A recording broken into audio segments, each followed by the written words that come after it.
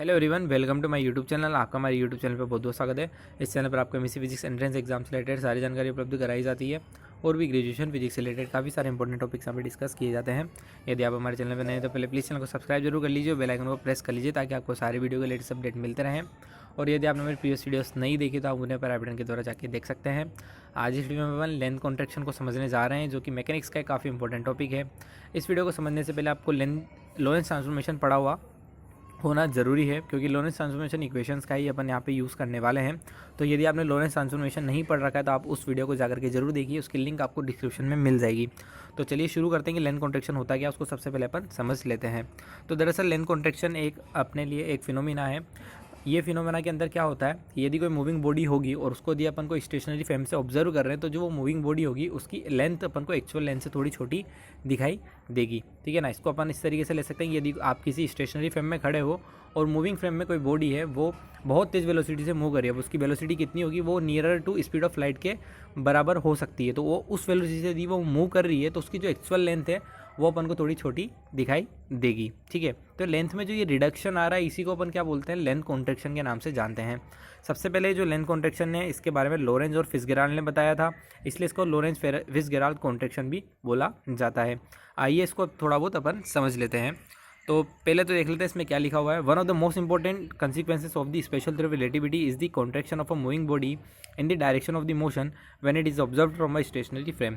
तो आपको जैसे याद होगा, स्पेशल थ्योरी ऑफ रिलेटिविटी ने उसने आइंस्टाइन ने दो पोस्टुलेट बताए थे। पहला तो एक कि यदि सभी इनर्शियल फ्रेम ऑफ रेफरेंस में सारे फिजिक्स के लॉस क्या रहते हैं, सेम रहते हैं। और दूसरा, यदि किसी इनर्शियल फ्रेम ऑफ रेफरेंस में स्पीड ऑफ लाइट c है तो सभी इनर्शियल फ्रेम ऑफ रेफरेंस में जो स्पीड ऑफ लाइट रहेगी वो c ही रहेगी। तो यदि कोई ऑब्जेक्ट यदि वेलोसिटी ऑफ लाइट के नियर वेलोसिटी से मूव करेगा तो उसकी जो एक्चुअल लेंथ है वो अपन को थोड़ी छोटी दिखाई देती है। तो इसको अपन एक तरीके से कॉन्सिक्वेंसेस के रूप में ले सकते हैं आइंस्टाइन की स्पेशल थ्योरी ऑफ रिलेटिविटी के। ठीक है। तो ये जो फर्स्ट टाइम इंट्रोड्यूस किया था वो लोरेंज और फिट्जगेराल्ड ने इंट्रोड्यूस करा था। ठीक है। यदि अपन को ऐसे ऑब्जेक्ट की लेंथ मेजर करनी है तो अपन क्या करेंगे, यदि कोई आपको स्टेशनरी ऑब्जेक्ट है उसकी आपको लेंथ मेजर करनी है तो सिंपली आप उसके दोनों पॉइंट का डिफरेंस लेकर के उसकी लेंथ को मेजर कर सकते हैं। लेकिन यदि वो कोई बॉडी मूविंग हो तो उस टाइम पर उसकी लेंथ मेजर करना थोड़ा डिफिकल्ट टास्क है। अब यदि आपको किसी मूविंग बॉडी की लेंथ मेजर करनी है तो आपको एक फिक्स टाइम लेना होगा, एक इंस्टेंटेनियस टाइम लेना होगा जिस पर ही आप उसकी लेंथ को मेजर कर सकते हैं। ठीक है ना। तो टाइम साइमल्टेनियसली आपको लेना पड़ेगा, उसकी पोजीशन और टाइम को साइमल्टेनियसली लेकर ही आपको उसका मेजरमेंट करना होगा। यदि आप क्या होगा, टाइम में थोड़ा बहुत भी डिले हुआ तो उसकी आप लेंथ मेजर नहीं कर पाएंगे, या फिर लेंथ मेजर करेंगे तो उसमें काफ़ी ज़्यादा डिफरेंसेस आ जाएंगे। ठीक है। तो इसको अपन मेजरमेंट करने के लिए अपन क्या करते हैं, अपन एक फ्रेम यहाँ पे कंसीडर करते हैं। ठीक है। तो consider a rod is place along the x axis, it is moving in the x direction with the velocity v relative to frame S. तो अपन एक रोड अपन ने कंसीडर करी जो कि एक्स एक्सिस के अलोंग रखी गई है। ठीक है ना। वो v वेलोसिटी से मूव कर रही है, किसके रेस्पेक्ट में, एस फ्रेम के रेस्पेक्ट में वो v वेलोसिटी से मूव कर रही है। कोई रोड है एक्स एक्सिस के अलोंग v वेलोसिटी से एस फ्रेम में मूव कर रही है। ठीक है। If you imagine another frame S prime moving in the same x direction with the parallel axis. यदि अपन एक और फ्रेम कंसीडर करें एस प्राइम फ्रेम, जैसा कि आपको याद है फ्रेम ऑफ रेफरेंस में अपन दो फ्रेम कंसीडर करते हैं, एक तो इनर्शियल फ्रेम एस ले लेते हैं और अपन एक एस प्राइम फ्रेम ले लेते हैं। यहीं पर भी अपन दोबारा एस प्राइम फ्रेम अपन कंसीडर करेंगे। उस एस प्राइम फ्रेम की जो डायरेक्शन हो वो भी क्या होगा, इसी के पैरेलल मूव कर रहा है। ठीक है ना। उसकी डायरेक्शन ऑफ मोशन भी एक्स डायरेक्शन में ही है, वो इसके जो एक्सिस है वो आपस में क्या है, पैरेलल है। ठीक है। With the same velocity v, और उसकी जो वेलोसिटी है वो भी क्या है, v है। As that of the road is relative to the frame S then the road will appear stationary in frame S prime. अब चूंकि एस प्राइम फ्रेम भी v वेलोसिटी से मूव कर रहा है तो जो रोड हमने एस फ्रेम में रखी हुई है उसकी जो लेंथ है वो अपन को क्या दिखाई देगी, एस प्राइम फ्रेम में अपन को स्टेशनरी दिखाई देगी। वो लेंथ, वो जो अपन को रोड है वो एस प्राइम फ्रेम में स्टेशनरी अपन को दिखाई देगी। तो अपन उसका जो मेजरमेंट है उसके अपन पोजीशंस का डिफरेंसेस लेके उसका मेजरमेंट अपन कर सकते हैं।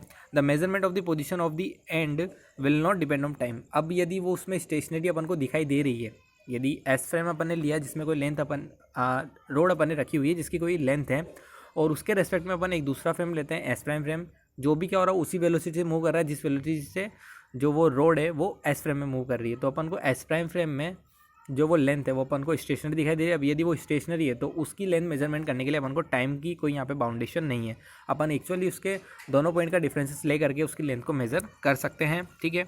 इन such a frame of reference length always be observe as l naught. S frame में अपन ऐसे फ्रेम में एस प्राइम जो फ्रेम है उसमें जो लेंथ ऑब्जर्व होती है उसको अपन एल नोट के नाम से जानते हैं, और इसको अपन प्रॉपर लेंथ भी बोलते हैं। The frame S prime which the road appear at the rest, S prime जिसके अंदर रोड अपन को रेस्ट में दिखाई दे रही है, उसको अपन प्रॉपर फ्रेम बोलेंगे, और जो उसमें उसकी लेंथ ऑब्जर्व हो रही है उसको अपन प्रॉपर लेंथ के नाम से यहाँ पे जानते हैं। तो इस डायग्राम में आप देख सकते हैं दो यहाँ पे अपने पास फ्रेम ऑफ रेफरेंस है, एक तो एस है और एक एस प्राइम है, ठीक है। इनके पोजीशन कोऑर्डिनेट यहाँ पे x2 x1 है। जो लेंथ है, जो रोड है जिसकी लेंथ l है वो v वेलोसिटी से मूव कर रही है, और उसकी जो प्रॉपर लेंथ है वो अपने पास यहाँ पे l0 है, ठीक है। ये आप इस फिगर में आराम से समझ सकते हैं। अब यदि क्या होगा, suppose x2 and x1 are the position of the two ends of the rods observe simultaneously at the time t in the frame s। यदि s के अंदर जो रोड के पोजीशन कोऑर्डिनेट है वो x2 x1 है, इसके पोजीशन कोऑर्डिनेट क्या है x2 x1 है, ठीक है ना। तो इसकी जो लेंथ आएगी वो लेंथ x2 माइनस x1 आएगी s फ्रेम में। In S prime frame the position of the two ends of the road will, अब जब एस प्राइम लेंगे अपन तो x2 डेस x1 डेस हो जाएगा, तो इसमें जो l0 आएगा वो x2 डेस माइनस x1 डेस आ जाएगा। अब लॉरेंस ट्रांसफॉर्मेशन इक्वेशन अपन यहाँ पे लगाते हैं पोजीशन के लिए। तो आपको जैसे याद होगा पोजीशन के लिए जो होती है वो x equal to gamma x minus v t होती है। तो x2 प्राइम के लिए क्या हो जाएगी gamma x2 minus v t two, और x1 प्राइम के लिए हो जाएगी gamma x1 minus v t one, जहाँ पे गामा अपन को पता है 1/√v v square minus c square भी होता है, ठीक है।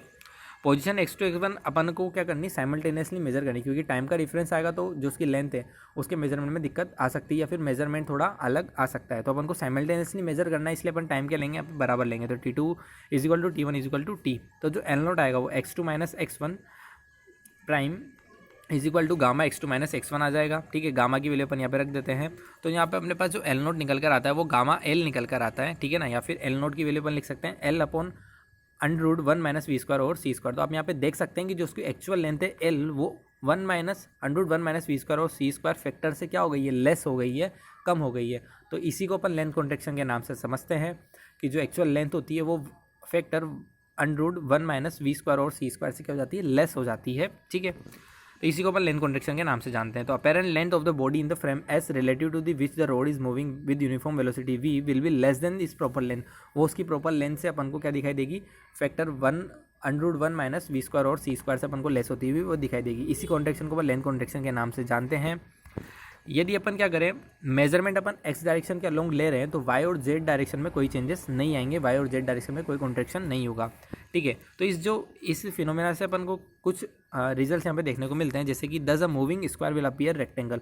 तो अपन को जो मूविंग स्क्वायर है वो अपन को रेक्टेंगल दिखाई देता है, क्योंकि एक्स एक्सिस में तो इसमें कॉन्ट्रैक्शन होगा, मतलब जो इसकी ये वाली साइड होगी ये तो थोड़ी लेस हो जाएगी, लेकिन जो इसकी अपन कह सकते हैं जो ब्रेड थे उसमें कोई चेंजेस नहीं होंगे। तो अपन को जो मूविंग स्क्वायर है वो अपन को रेक्टेंगल दिखाई देगा, और इसी तरीके से अपन को जो एक सर्किल है वो अपन को क्या दिखाई देगा, इलिप्स दिखाई देगा, क्योंकि इसका जो माइनर एक्सिस होगा वो तो उसमें तो चेंजेस आएंगे, लेकिन मेजर एक्सिस में इसमें चेंजेस नहीं आएंगे। तो अपन को जो मूविंग स्क्वायर है वो अपन को रेक्टेंगल दिखाई देगा, और मूविंग सर्किल अपन को क्या दिखाएगा, इलिप्स दिखाई देगा। तो इसी को अपन लेंथ कॉन्ट्रैक्शन के नाम से जानते हैं कि यदि कोई ऑब्जेक्ट यदि किसी वेलोसिटी से मूव कर रहा हो और उसको यदि आप स्टेशनरी फ्रेम से ऑब्जर्व करें तो उसकी जो एक्चुअल लेंथ है वो अपन को थोड़ी कम दिखाई देती है, यदि वो वेलोसिटी ऑफ लाइट के नियर वेलोसिटी से मूव कर रहा है। तो आप यहाँ पे देख सकते हैं वेलोसिटी अपन ने जो ली है वो स्पीड ऑफ लाइट के नियर वेलोसिटी ली है, तो उसमें अपन को लेंथ में कॉन्ट्रैक्शन देखने को मिलता है। आई होप आपको समझ में आ गया होगा कि लेंथ कॉन्ट्रैक्शन होता क्या है और इसकी एप्लीकेशन क्या है, ठीक है ना।